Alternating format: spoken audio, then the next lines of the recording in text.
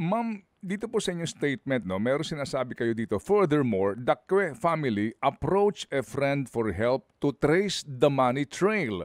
Why has the AKG Yes, not picked this up to follow the money?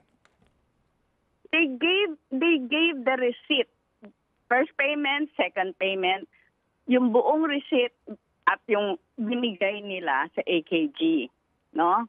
At yung kaibigan, common friend, sinabi, trace nga, yung money trail. Lahat yan naibigay sa AKG. Bakit hindi nila pinursu? O baka naman po, as we speak, they are now pursuing this.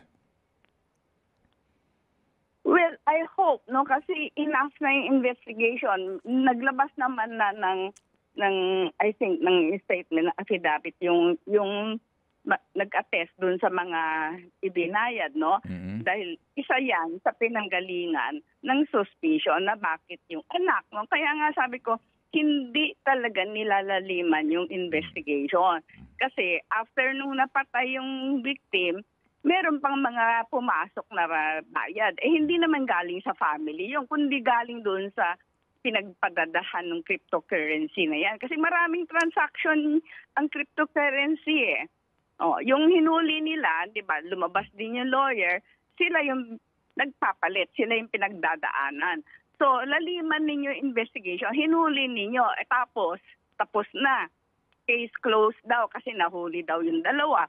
Pinagdaanan lang ng pera yan. Halaliman ninyo, mag-cooperate sana itong dalawa na ibigay yung information.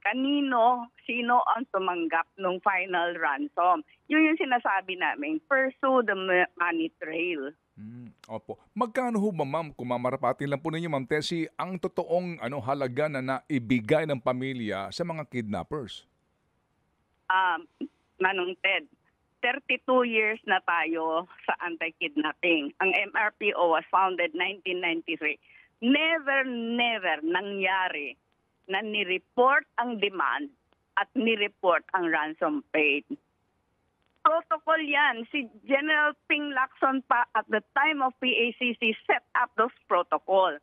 Kasi kita ninyo itong case ni Anson Ke. Ang demand is $20 million. Exactly the same as the demand dun sa Andy Wan, yung sa British school student. Nanggaya.